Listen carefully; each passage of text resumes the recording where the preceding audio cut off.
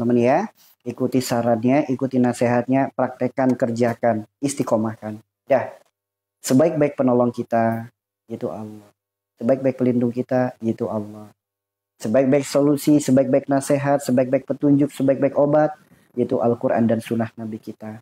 Kalau memang kita adalah orang yang beriman, memang benar-benar kita ingin membuktikan kita orang beriman, maka berpegang teguhlah dengan Al-Quran dan Sunnah Nabi kita. Bukan dengan alibi, bukan dengan alasan, bukan banyak ngeyelnya, bukan. Yuk, yang pengen sembuh dari penyakit ini, obati hati dengan 5 perkara. Kerjakan. Dijamin sembuh teman-teman. Kan Rasulullah udah bersabda, jika segumpal daging baik, semuanya akan ikut baik. Jika segumpal daging buruk, yang lain akan ikut buruk. Segumpal daging itu adalah hati. Ya udah we, atuh kita latih we tata hati kita. Karena barang siapa yang menata hatinya, Allah akan tata kehidupannya. Kenapa sabda nabinya tidak diyakini? Hanya sebatas hafal, segumpal daging baik, semua baik. Segumpal daging buruk, semua buruk. Tapi untuk mempraktekannya, enggak. Karena bukan apa-apa. Kebanyakan di antara kita memiliki sifat munafik. Ya. Kenapa munafik? Bilangnya sehat lahir batin, sehat jasmani rohani, pret. Toh selama ini yang disehatkan cuma lahir doang, cuma jasad doang, ruhaninya nggak pernah diobatin, nggak pernah diurus. Lagi sakit kepala, buru-buru cari obat sakit kepala. Sakit gigi, buru-buru cari obat sakit gigi. Sakit perut juga sama, buru-buru cari obat sakit perut. Giliran hatinya berpenyakit, ruhaninya berpenyakit, boro-boro diobatin. Sadar hatinya sakit juga enggak, sadar ruhaninya sakit juga enggak. Apakah masih layak disebut sehat lahir batin? Sehat jasmani rohani? Kalau ternyata selama ini hanya jasad doang yang kita pikirkan, ruhaninya jarang dipedulikan. Ayo atuh dah. Ayo jangan hanya sebatas hafal. Ya. Abah saya ada benjolan paha sebelah kanan, katanya kanker kulit, mohon solusinya. Segala bentuk benjolan, langkah pertama, datang ke medis. Kenapa? Untuk mengetahui jenis benjolannya apa. Karena benjolan itu banyak jenisnya, bisa dari kanker, bisa jadi tumor, bisa dari keloid, bisa jadi steroid, bisa juga dari lipoma dan lain sebagainya. Jenis benjolan itu banyak. Maka saran saya apapun penyakit dalam bentuk benjolan, konsultasikan dulu kepada dokter untuk kita mengetahui dari jenis apa benjolan ini.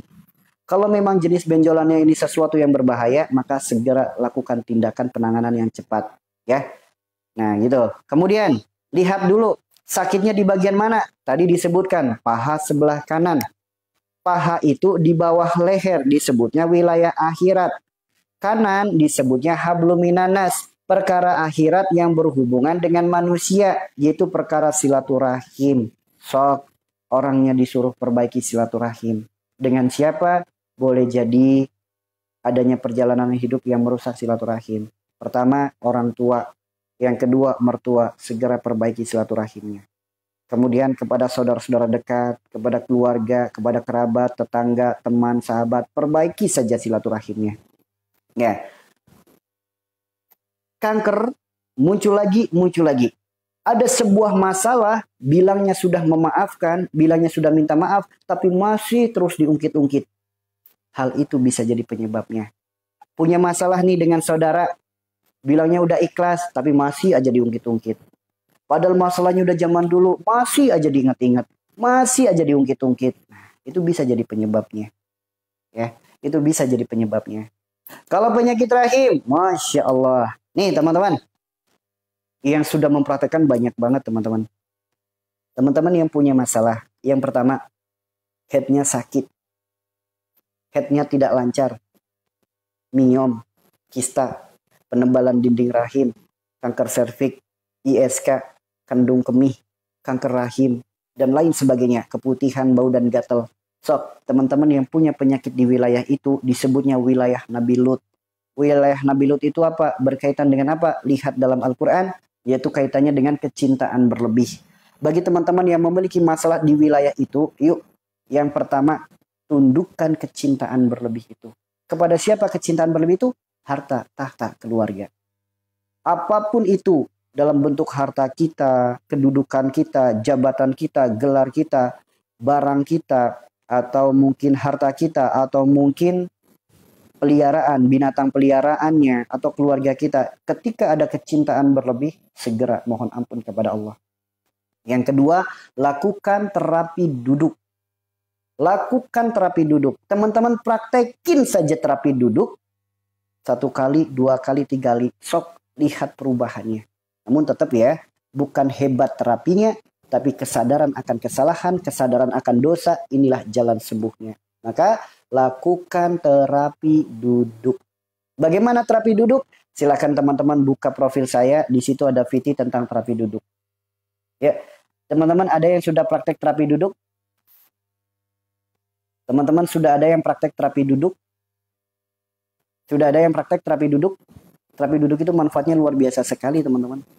Seketika teman-teman bisa langsung keluar gumpalan-gumpalan coklat, kuning, dan lain sebagainya. Nah, dibuka aja profil saya. Dibuka profil saya ada 3 video. Salah satunya terapi duduk. Praktekin aja. Oke, praktekin aja. Itu luar biasa sekali. Lagi ngejalanin, sok bismillah. Teman-teman yang sudah praktek terapi duduk, sok. Yang udah sembuh keputihannya ada di sini. Yang headnya udah nggak sakit lagi ada. Bahkan kemarin ada tuh yang dari Jepara, kanker rahim atau tumor rahim gitu. Sembuh teman-teman atas izin Allah. Ya, sok praktekin aja terapi duduk.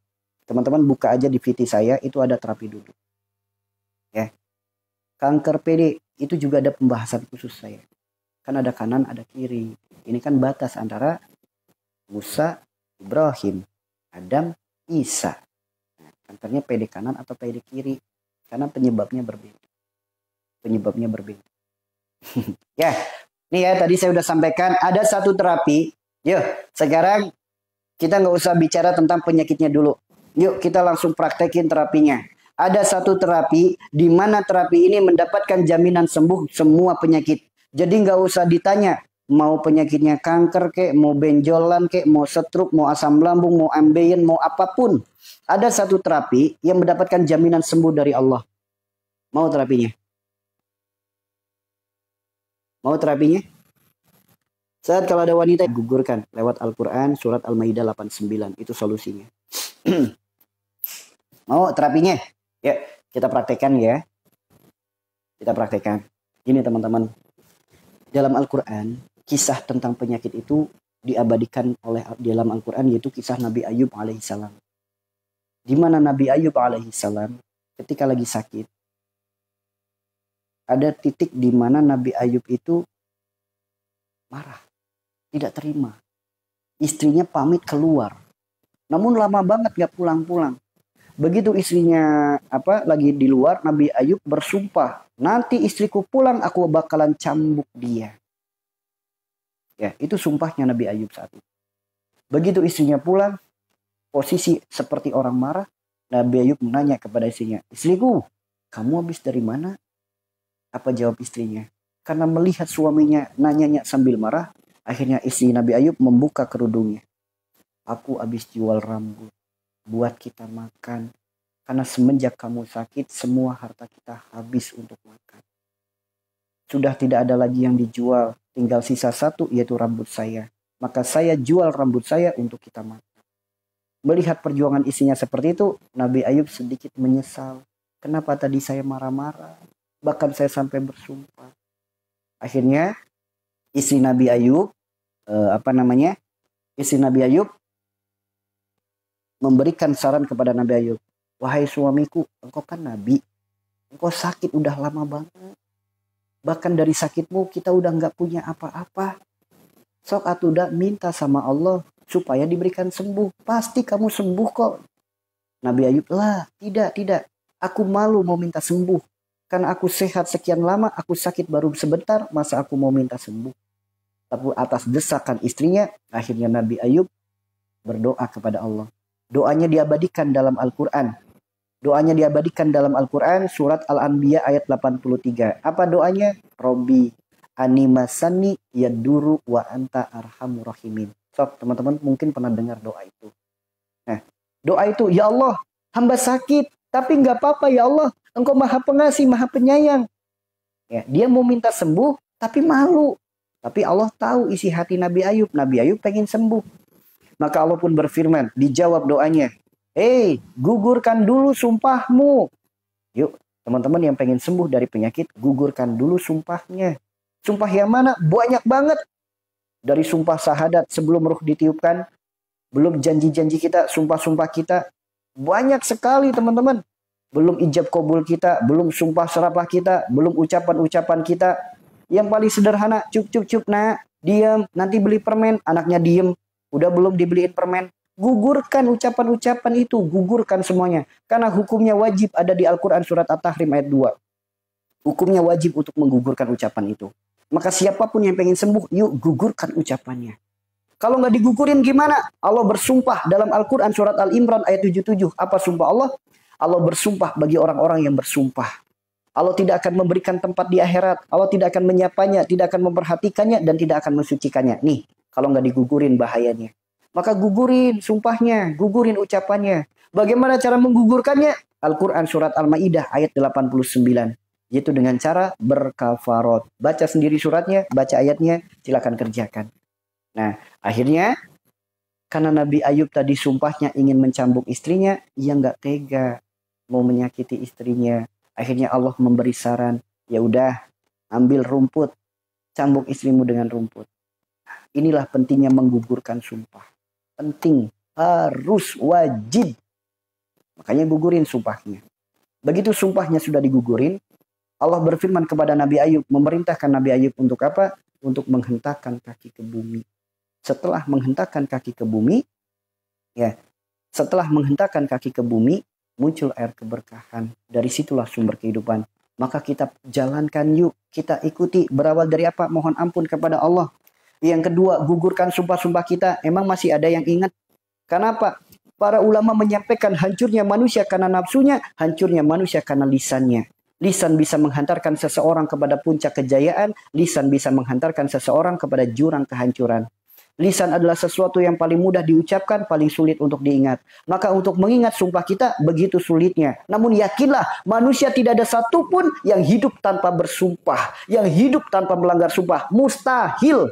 Ada satu manusia saja yang hidupnya nggak pernah melanggar janji. Mustahil. Mustahil. Bahkan Rasulullah, manusia paling mulia saja, ditegur oleh Allah gara-gara berjanji. Ya. Apalagi orang seperti kita. Mustahil kalau kita nggak punya sumpah. Mustahil. Ya. Mustahil. Mustahil kalau kita nggak punya sumpah. Mustahil. Kalau kita nggak punya janji. Mustahil. Ya. Jadi ayo gugurin aja. Dah. Sumpahnya yang mana? Sok dari kita lahir. Sebelum kita lahir kita udah bersumpah. Alastu bi rabbikum, qalu bala, sahihnya. Engkau adalah Tuhanku ya Allah. Engkaulah sesembahanku satu-satunya. Begitu kita lahir kita disyahadatkan oleh orang tua kita. Begitu kita balik sempurna syahadat kita. Aku bersaksi tiada Tuhan selain Allah. Aku bersaksi Nabi Muhammad utusan Allah. Prakteknya dalam hidup. Sok. Mencintai sesuatu melebihi cintanya kepada Allah. Apa kabar syahadatnya? Lebih taat kepada atasan ketimbang taat sama Allah. Apa kabar janji dan sumpahnya? Dilanggar enggak? Lebih meyakini sabda pedagang obat ketimbang sabda nabinya. Apa kabar? Kata dokter, sakitmu gara-gara makan nasi putih jadi diabetes. Kata Rasulullah, sakitmu gara-gara dosa. Lebih percaya yang mana? Apa kabar syahadatnya? Kalau lebih percaya kepada makhluk ketimbang sama Rasulullah. Yuk. Begitu kita kerja, melakukan perjanjian, siap bekerja 8 jam, siap bekerja disiplin waktu, tanda tangan. Begitu bekerja, sok, berapa banyak korupsi waktu? Berapa banyak? Begitu kita menikah, ijab kabul, laki-laki dan si wali perempuan. Aku siap menanggung dosa dunia akhiratnya. Aku siap menafkahi lahir batinnya. Begitupun yang perempuan, bersumpah, berjanji, bahkan diabadikan dalam sebuah kertas yang diberikan oleh pihak KUA. Ingat perempuan tanda tangan saat KUA? Apa isinya? Perjanjian pranikah. Siap menjadi istri yang baik, solehah, taat dan patuh kepada suami. Prakteknya dalam rumah tangga dilanggar semuanya. Banyak suami zolim kepada istrinya. Banyak istri yang berani pada suaminya. Wajar rumah tangga berantakan. Di mata negara masih sah suami istri. Di mata Allah belum tentu. Negara kita masih punya buku nikah. Allah nggak butuh buku nikah. Boleh jadi di negara kita masih sah suami istri. Di mata Allah boleh jadi kumpul kebo. Berulang kali seorang suami mentalak istrinya. Haram hukumnya teman-teman. Ya, masih aja berkumpul. Udah ditalak masih berkumpul. Aku bertahan demi anak. Kata. Ya, so, hukumnya wajib. Al-Quran surat At-Tahrim ayat 2. Janji dan sumpah pertama kali ada di Al-Quran surat Al-A'raf ayat 172. Jika digugurkan ancamannya ada di Al-Quran surat Al-Imran ayat 77. Cara untuk menggugurkannya ada di Al-Quran surat Al-Ma'idah ayat 89. Semuanya ada di Al-Quran. Mau minta dalil apa lagi? Mau minta bukti apa lagi? Lebih daripada satu ayat, lebih daripada satu surat yang sudah dibuktikan. Makanya hayu gugurin sumpah dulu. Kalau yang pengen sembuh, pengen selesai masalahnya, gugurin sumpah-sumpahnya. Kemudian Allah berfirman, hentakkan kakimu ke bumi. Ayo kita praktekin yuk. Terapi yang dilakukan oleh Nabi Ayub, diperintahkan oleh Allah, jalan sembuh semua penyakit. Bahkan ketika di Al-Quran disebutkan muncul air keberkahan, ternyata ketika kita mempraktekkan pun muncul pula air keberkahan. Karena Al-Quran itu diciptakan untuk kita, bukan untuk Nabi. Paham maksudnya? Andaikan Al-Quran hanya milik para Nabi, buat apa untuk kita? Tapi Al-Quran itu sebagai pedoman untuk kita, petunjuk untuk diri kita lewat perantara para Nabi. Kisah-kisah para Nabi. Maka yang diabadikan dalam Al-Quran kisah Nabi Ayub alaihissalam, jika kita mempraktekkan, kita akan mengalami hal yang sama sebagaimana Nabi Ayub mengalami. Nabi Ayub menghentakkan kaki ke bumi, muncul air keberkahan. Ya, kita menghentakkan kaki ke bumi pun akan muncul air keberkahan. Percaya nggak teman-teman? Percaya nggak? Percaya nggak? Nabi Ayub menghentakkan kaki ke bumi, muncul air keberkahan sebagai jalan kesembuhan. Kira-kira kita bukan nabi, tapi sang pendosa. Tapi kita ingin mencontoh sebagaimana Nabi Ayub sembuh, kita ikutin jejaknya, kita ikutin contohnya. Kira-kira akan muncul nggak air keberkahan dalam diri kita? Kira-kira akan muncul nggak? Ayo, hanya orang-orang beriman yang percaya. Ya, kita buktikan terapinya. Apapun penyakitnya, nggak usah ditanya. Penyakit ini bisa nggak? Penyakit itu bisa nggak? Praktekin aja. Praktekin aja. Ya, praktekin aja terapinya. Oke? Caranya sama persis yang ada di Al-Quran. Dari doanya dan terapinya. Praktekin. Dapat jaminan sembuh dari semua penyakit. Praktekin. Ya, kita praktekin yuk. Bentar ya. Saya siapkan dulu.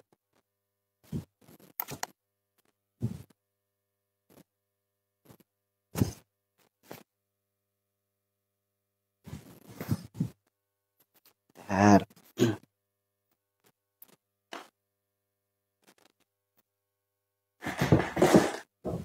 Ya, cara terapinya bagaimana? Simak baik-baik ya teman-teman ya. Ini kelihatan nggak teman-teman? Kelihatan jelas nggak? Ya, kelihatan? Ya, teman-teman bisa sambil diikuti, bisa sambil disimak. Terapi Nabi Ayub yang disebutkan dalam Al-Quran, terapi yang bisa menjadi ikhtiar untuk diri kita, jalan sembuh semua penyakit. Nggak usah ditanya penyakit ini itu bisa atau enggak. Semua penyakit. Hanya orang-orang beriman, begitu mendengarkan kalimat ini pasti percaya. Namun orang-orang yang lemah imannya akan akan merespon dengan banyak argumen. Dah, praktekin aja. Ya, caranya bagaimana? Badan tegak lurus seperti ini, teman-teman. Badan tegak lurus seperti ini. Ya. Lalu kita berdoa sebagaimana Nabi Ayub berdoa. Di mana doa itu diabadikan dalam Al-Quran surat Al-Anbiya ayat 83. Apa doanya? Bismillahirrahmanirrahim. Rabbi animasani yaduru wa anta arhamur rahimin. Ya.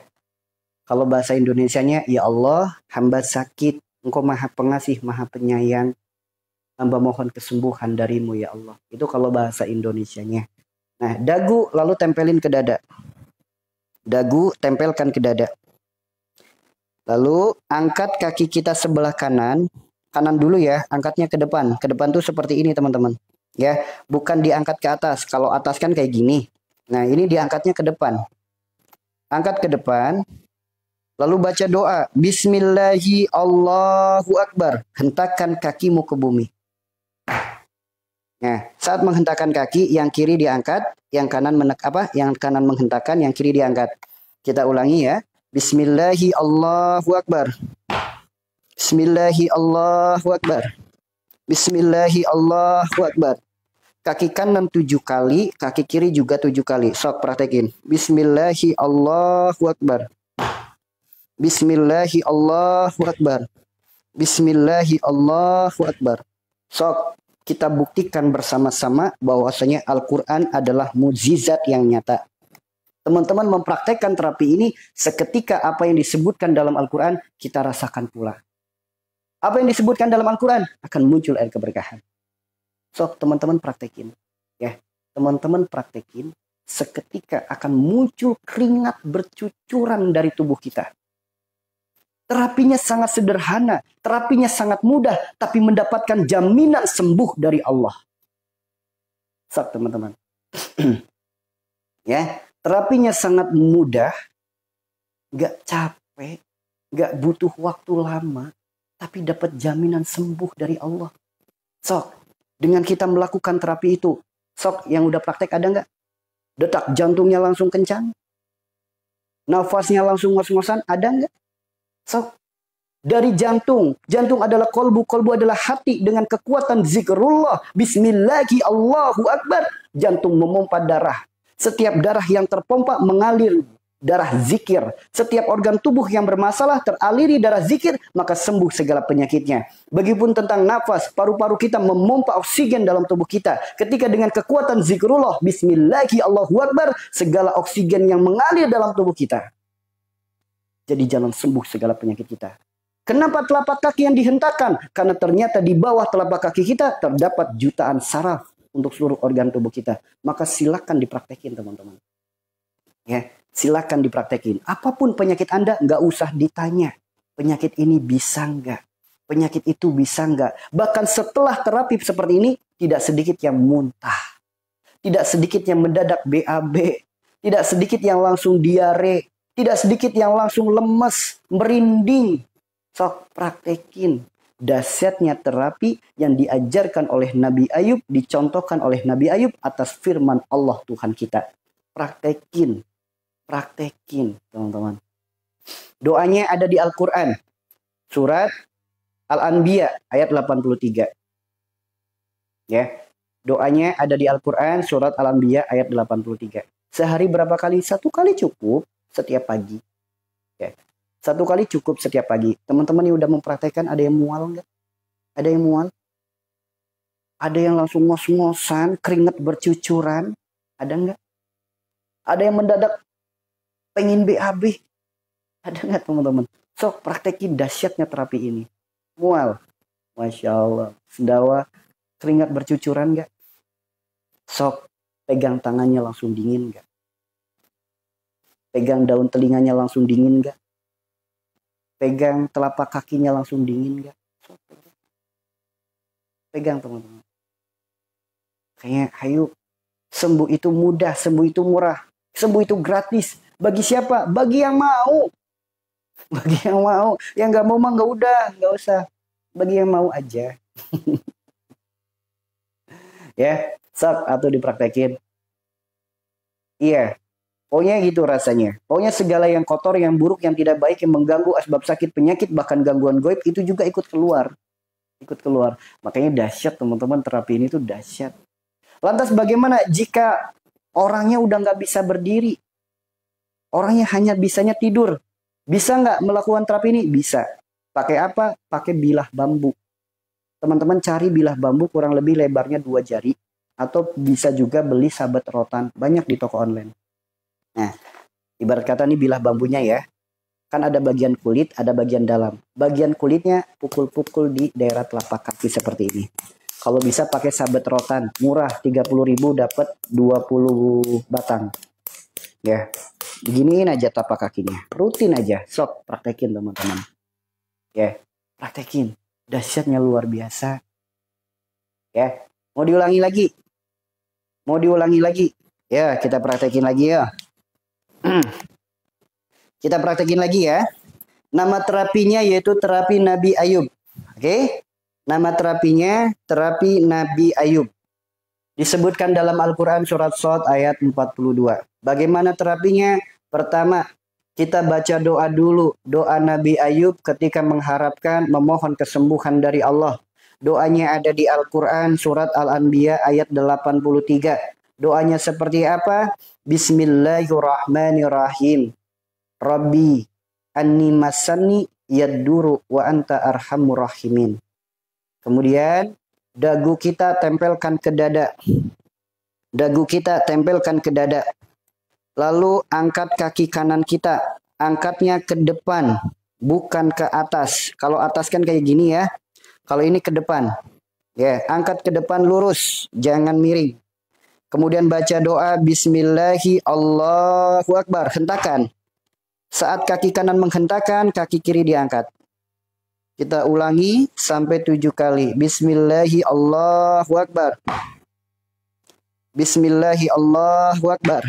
Ingat, yang dihentakkan telapak kaki, bukan tumit. Sekali lagi, yang dihentakkan itu telapak kaki, ujungnya jari, bukan tumit kita. Yuk. Kemudian yang kaki kiri juga sama. Bismillahi Allahu Akbar. Ya, Bismillahi Allahu Akbar. Bismillahi Allahu Akbar. Ingat ya, yang dihentakkan itu telapak kaki, bukan tumit. So, teman-teman mempraktekkan itu, kaki kanan 7 kali, kaki kiri 7 kali. Lihatlah kedahsyatan daripada terapi yang diabadikan dalam Al-Quran, yaitu terapi yang dicontohkan oleh Nabi Ayub alaihissalam, yang mendapatkan jaminan sembuh semua penyakit. Jaminan sembuh semua penyakit. Terapinya ada di Al-Quran surat Shad ayat 42. Doanya ada di Al-Quran surat Al-Anbiya ayat 83. Silakan praktekin teman-teman. Silakan praktekin. Udah ya? Udah 2 kali saya mempraktekkan. Nanti teman-teman praktekkan sendiri aja. Praktekin. Dah. Nanti jangan kaget. Teman-teman yang punya varises, tiba-tiba varisesnya pindah ke bawah. Menghilang. Sembuh. Jangan kaget. Teman-teman yang punya masalah, misal pengapuran radang sendi, jangan kaget kalau tiba-tiba malah sakit banget. Namun lihat reaksi 1, 2, 3 hari enteng, langsung ringan sekali. Silakan. Ya, silakan. Jangan kaget. Kemudian teman-teman yang punya masalah stroke atau saraf kejepit yang kakinya sudah mulai mengecil, nanti pelan-pelan dia hidup lagi. So, praktekin teman-teman. Ya. Iya, memang setelah terapi ini jantung berdebar-debar. Nafasnya ngos-ngosan. Kenapa seperti itu? Sok. Dengan kekuatan Bismillahi Allahu Akbar. Dengan kekuatan zikir. Jantung kita berdebar-debar. Jantung fungsinya apa? Memompa darah. Darah terpompa membawa gelombang zikir. Dengan kekuatan yang kencang, maka setiap organ tubuh teraliri darah zikir. Jika ada organ tubuh yang bermasalah, apapun masalahnya, apapun penyakitnya, sumbatan, radang, apapun itu, sembuh teman-teman. Begitupun nafas kita. Begitupun nafas kita. Paru-paru yang memompanya. Dengan kekuatan Bismillahi Allahu Akbar. Maka setiap nafas yang terhembus, setiap nafas yang terpompa, setiap organ tubuh yang terlari oksigen tersebut, apapun masalahnya, apapun penyakitnya, sembuh teman-teman. Manusia punya kendala. Allah punya kendali. Jika Allah sudah ikut andil, maka tidak ada yang mustahil. Dengan keimanan, dengan keyakinan, dengan ketawakalan, tidak ada yang tidak mungkin jika Allah sudah ikut andil. Praktekin. Praktekin teman-teman. Ya. Ya. So, praktekin teman-teman. Usahakan prakteknya pagi hari ya. Usahakan prakteknya pagi hari selepas sholat subuh. Usahakan prakteknya seperti itu. Karena prakteknya di waktu pagi itu bagus sekali teman-teman. Kalau kita mempraktekannya di waktu pagi itu bagus sekali. Bagus sekali. Berapa kali sehari? Cukup 1 kali aja. Sekali terapi, kaki kanan 7 kali, kaki kiri 7 kali. Ya. Kaki kanan 7 kali, kaki kiri 7 kali. Itu seperti itu. Ya. Saya tolong dibaca komen saya. Silakan ditulis lagi. Soalnya yang komen bukan 1 orang ya. Petunjuknya ada di Al-Quran. Terapinya ada di Al-Quran surat Shad ayat 42. Doanya ada di Al-Quran surat Al-Anbiya ayat 83. Kalau siang nggak boleh, boleh. Kan saya bilang terbaik itu waktunya pagi. Kalau siang boleh. Malam boleh. Malam juga boleh. Silakan dipraktekin jam berapapun silakan. Cuma kalau waktu terbaik itu pagi untuk melakukan terapi ini. Ya.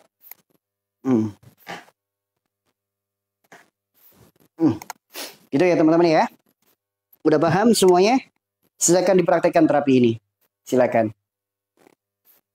Karena kalau udah mempraktekkan terapi ini, itu jadi badan kita tuh jadi mudah sekali berkeringat. Sok, nanti keringatnya diambil, dielap, dicium. Itu ada aroma yang seperti bukan aroma tubuh kita. Sok teman-teman. Ya. Ngos-ngosan, kaki dingin dan bersendawa, bagus. Ya, meskipun badan langsung berkeringat, namun telapak tangan langsung dingin. Daun telinga langsung dingin. Ya, kemudian telapak kaki juga langsung dingin. Dari mana dinginnya itu? Ingat, jangan ditertawakan. Ini sesuai dengan sabda dari Nabi kita, Rasulullah Shallallahu Alaihi Wasallam. Ya, kenapa setelah terapi ini kaki jadi dingin, telapak tangan jadi dingin, daun telinga jadi dingin? Kenapa seperti itu? Karena itu tanda keluarnya air liur setan dari tubuh kita. Ya, kaget kan? Tanda keluarnya air liur setan dari tubuh kita. Dari mana datangnya air liur setan itu? Yang pertama, Rasulullah bersabda, makan dan minumlah dengan tangan kanan, jangan makan dan minum dengan tangan kiri. Makan minum dengan tangan kiri, makan minum bersama dengan setan. Yang kedua, makanan dan minumannya terbuka di malam hari, dimakan lagi di esok hari. Gak boleh. Ya, kalau kita nggak ingin makanan kita mubazir, malam hari pastikan makanan udah disimpan dengan baik. Ya, yang ketiga, dari mana datangnya? Makanan dan minuman yang memiliki nama yang buruk. Tuh teman-teman, yang memiliki nama yang buruk. Ya, dah praktekin, nggak usah ditanya penyakitnya apa. Semua penyakit. Allah itu kalau memberikan petunjuk itu nggak pilih-pilih. Ya, Allah itu kalau memberikan petunjuk nggak pilih-pilih. Kalau Allah sudah berfirman semua penyakit, ya udah, nggak usah ditanya asam lambung bisa nggak, paru-paru bisa nggak, udah atau udah. Yuk belajar meningkatkan keyakinan kepada Allah tanpa takut, tanpa keraguan, tanpa apa namanya. Ini udah deh, yakin aja sama Allah. Ya. Iya, jangan makan makanan yang namanya buruk, jangan, nggak boleh teman-teman. Selama berapa hari secukupnya sebutuhnya. Tolong Ustaz, di surat apa doanya? Al-Quran surat Al-Anbiya ayat 83. Ya, Al-Quran surat Al-Anbiya ayat 83. Itu doanya. Terapinya Al-Quran surat Shad ayat 42. Jadi kalau udah disebutkan semua penyakit, ya udah, nggak usah ditanya penyakit ini bisa nggak, penyakit itu bisa nggak. Tuh. Cara gugurkan nazar ya sesuai dengan nazarnya apa. Nanti saya sembuh, saya bakalan beli sepeda. Maka cara menggugurkannya beli sepeda. Ya, jadi sesuai apa yang dinazarkan.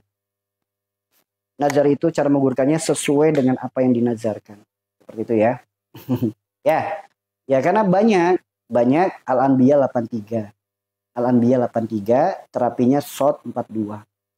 Karena gini teman-teman, banyak di antara kita, ya, banyak di antara kita yang sebetulnya Allah itu udah memberikan petunjuk.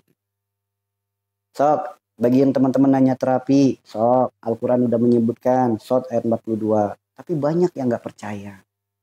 Kemudian, yang bicara tentang solusi, Allah bicara, Allah berfirman dalam Al-Quran surat Al-Quran surat Yunus ayat 57. Banyak yang nggak percaya. Bicara tentang obat, sakit ini obatnya apa, sakit itu obatnya apa, saya punya penyakit ini obatnya apa. Allah sudah jawab. Pertanyaan itu sudah dijawab oleh Allah untuk semua penyakit obat itu. Apa namanya? Madu. Al-Quran surat An-Nahl ayat 69. Udah tahu madu itu obat semua penyakit, tapi orang sakit masih banyak pertanyaan. Sakit ini obatnya apa? Sakit itu obatnya apa? Kenapa sih masih banyak keraguan dalam hati kita tentang firman-firman Allah? Karena banyaknya dosa yang kita lakukan. Sehingga keyakinan itu sudah lemah. Sok. Nih, yang bicara tentang solusi. Apa solusinya? Al-Quran surat At-Tolak ayat 2 ayat 3. Yang bicara lagi tentang solusi hidup. Al-Quran surat Yunus ayat 57. Kenapa nggak dijalanin? Kenapa nggak percaya? Bahkan dapat jaminan dari Allah. Ketika bicara terapi tentang penyakit ya. Tentang bicara terapi Al-Quran surat Shad ayat 42. Kenapa nggak dijalanin? Kenapa banyak yang nggak percaya? Padahal petunjuk dari Tuhannya yang menciptakan diri kita. Yang bicara, yang bertanya tentang apa obatnya, apa obatnya, apa obatnya. Allah udah menjawab. Al-Quran, surat An-Nahl ayat 69. Masih aja nggak percaya. Jadi kadang ya ikut heran sendiri gitu. Kenapa gitu? Petunjuk semuanya udah ada dalam Al-Quran. Nasihat semuanya ada dalam Nabi kita. Tapi kenapa masih pada nggak percaya? Ternyata menurut para ulama penyebabnya adalah dosa kita. Ya, bagi teman-teman yang belum follow silahkan di follow dulu supaya tidak ketinggalan live-live berikutnya. Ya. Kalau bicara tentang obat, Allah sudah berfirman dalam Al-Quran surat An-Nahl ayat 69. Bahkan Rasulullah bersabda, madu adalah obat semua penyakit. Kecuali satu, kematian. Maka kalau sudah ada jaminan dari Allah, jaminan dari Rasulullah, apalagi yang diragukan. Ya, memang tidak memungkiri ya teman-teman ya. Zaman sekarang untuk mencari madu yang asli itu sulit. Karena ragu-ragunya bukan ragu pada madunya. Bukan ragu pada ayatnya. Ragu pada keaslian dan kemurnian madunya. Itu yang membuat ragu sebetulnya. Apalagi ditambah zaman sekarang banyak orang yang berbisnis madu. Semua pedagang madu pasti bilangnya madu murni, madu asli. Madu murni, madu asli. Semua pedagang madu pasti seperti itu. Ya, pasti seperti itu. Kemudian bahkan dijual dengan harga-harga murah. 1 liter di bawah 30.000. Itu gak masuk di akal teman-teman. Bukan ini berbisnis dengan ilmu tawakal. Bukan. Bukan. Apalagi madu panen raya. Panen raya setiap hari panen. Setiap hari panen. Yang namanya lebah butuh waktu 40 hari baru bisa dipanen madunya. Jika setiap hari panen, itu lebahnya made in apa? Makanan lebahnya apa? Madu itu yang namanya lebah butuh waktu 40 hari paling cepat untuk bisa panen. Lah kok ada setiap hari panen. Ya, bahkan satu lagi. Pesan hari ini, panenan hari ini langsung dikirim. Gak mungkin teman-teman. Yang namanya madu murni, kalau benar-benar murni, habis dipanen, dimasukin ke botol, dikirim pasti meledak di jalan. Pasti. Panen hari ini, dimasukin ke botol, dibungkus, dikirim, pasti meledak madunya. Itu kalau murni. Makanya zaman sekarang mencari madu murni itu sulit. Karena madu yang palsu dengan madu yang murni, perbedaannya gak bisa dilihat secara gamblang gitu. Madu asli gak ada semut. Madu palsu zaman sekarang juga pintar gak ada semutnya. Dikasih bahan kimia khusus. Madu asli dibuka ada gasnya. Madu palsu juga pintar. Dikasih soda jadi ada gasnya. Madu asli dimasukin ke air. Tidak tercampur dengan air. Madu palsu juga bisa. Dikasih viskositas tinggi ditambahin gula gak bisa tercampur dengan air. Makanya zaman sekarang melalui penelitian-penelitian seperti itu gak masuk. Gak masuk teman-teman. Dan madu disebutkan semua penyakit. Orang zaman sekarang, saya diabetes, nggak boleh minum madu. Kata siapa? Allah berfirman semua penyakit. Rasulullah bersabda semua penyakit. Allah maha kasih yang nggak pernah pilih kasih. Masa iya madu untuk semua penyakit? Kecuali diabetes. Ya enggak lah. Allah maha kasih, nggak pernah pilih kasih. Tapi banyak orang diabetes takut sama madu. Padahal Allah maha kasih, nggak pernah pilih kasih. Allah ciptakan madu untuk semua penyakit. Orang diabetes takut sama madu. Nah ini kesalahkaprahan yang harus diluruskan teman-teman. Ya, kesalahkaprahan yang harus diluruskan. Memang betul, mencari madu murni itu sulitnya luar biasa. Bahkan saya itu butuh waktu sekitar 4 tahunan. Saya diresmikan tahun 2019. Dakwah kami lewat pengobatan, lewat pertolongan. Di mana pengobatan itu kita nggak bisa memisahkan antara medis, alternatif, dan spiritual. Karena kita harus menggabungkan itu. Kita nggak bisa bertentangan dengan medis, nggak bisa. Karena medis bagian daripada pengobatan. Kita bertentangan dengan spiritual, nggak bisa. Karena kunci utama sembuh itu spiritual. Kita bertentangan dengan alternatif, nggak bisa. Karena alternatif bagian daripada ikhtiar. Maka ikhtiar terbaik adalah menggabungkan antara medis, alternatif, dan spiritual. Jadikan satu. Ya. Ketika di saat kami melakukan banyak terapi dengan pasien-pasien, ada perkara-perkara yang memang harus disupport dengan apa yang diminum, apa yang dikonsumsi, salah satunya dengan madu. Namun di saat kami mencari madu yang murni, sulitnya luar biasa teman-teman. Banyak pedagang-pedagang madu yang apa namanya menawarkan diri kepada kami, katanya murni, katanya asli. Nggak tahu kenapa hati ini belum srek gitu. Nggak tahu kenapa. Mungkin karena keraguan-raguan atas kemurnian madu itu. 4 tahun berjalan, padahal butuh sekali yang namanya madu. Namun selalu mencari madu yang murni itu sulit. Sulit. Bahkan sampai pernah berkunjung ke salah satu distributor madu terbesar di Jawa Tengah. Gak tahu kenapa. Tetap aja belum srek gitu. Gak tahu kenapa. Namun alhamdulillah dapat petunjuk. Ya mau nggak mau. Kalau kita ingin mendapatkan madu murni, caranya hanya satu teman-teman. Bagaimana? Dipanen sendiri, diperas sendiri, disaring sendiri, dikemas sendiri. Itu jaminan madu itu murni. Jadi dari hutan dipanen sendiri, diperas sendiri, disaring sendiri, dikemas sendiri, itu jaminan madu itu murni. Betul. Ternak sendiri, jaminan madunya murni. Ya, kalau kita modal beli, modal percaya sama orang, sulit teman-teman. Sulit. Sulit. Ya, makanya untuk mendapatkan madu murni dipanen sendiri, diperas sendiri, disaring sendiri. Itu jaminan madu itu murni. Nah, itulah langkah yang kami lakukan. Makanya alhamdulillah atas izin Allah akhirnya kami mempelajari tentang lebah dan lain sebagainya. Ya udah. Akhirnya kami nernak sendiri lebahnya, kami panen sendiri madunya, kami peras sendiri, kami saring sendiri, kami kemas sendiri. Untuk apa? Menjamin madu yang kami miliki, madu yang kami konsumsi adalah madu yang asli. Itu seperti itu teman-teman. Ya, kalau dulu ya sulit. Ya, kalau sekarang kan alhamdulillah bicara tentang madu murni, udah saya punya madu sendiri. Kalau dulu mencari madu murni sulitnya luar biasa. Luar biasa. Namun alhamdulillah setelah menternaknya sendiri, memanennya sendiri, memerasnya sendiri, menyaringnya sendiri, itu baru jaminan madu itu murni. Itulah langkah yang kami lakukan. Ya, itulah langkah yang kami lakukan. Makanya cuma ini kalau lagi musim penghujan ya, kami juga baru tahu setelah kami mendalami madu.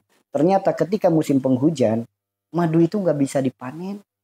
Kenapa? Karena tercampur dengan air hujan. Sehingga Pak kualitasnya jadi berkurang. Itulah kenapa kemarin hampir 1 bulan lebih kan, stok madu kami semuanya habis. Nggak ada madu. Karena untuk apa kita menjual dengan produk yang sudah tercampur dengan air hujan? Kasihan yang beli. Kasihan yang beli. Makanya udah. Kita ya udah 1 bulan itu benar-benar nggak ada panen madu. Sampai musim penghujan itu intensitasnya berkurang. Ketika kita cek madunya, oh ini udah bagus, oh baru bisa panen. Oh ini udah masih tercampur, jangan dipanen, buang. Oh ini masih tercampur, jangan dipanen, buang. Tapi kalau yang udah bagus, oh ini daerah ini udah nggak hujan nih, selama berapa hari, selama berapa minggu, oh bagus madunya, kami panen. Seperti itu teman-teman. Ya, bagi teman-teman yang ingin mendapatkan madu kami, madu murni Ibnu Shina. Ya, teman-teman yang ingin mendapatkan madu murni Ibnu Shina, silakan saya munculkan di etalase, tapi nggak lama ya, nggak lama. Ini juga stoknya nggak banyak teman-teman. Musim penghujan nggak bisa punya stok banyak.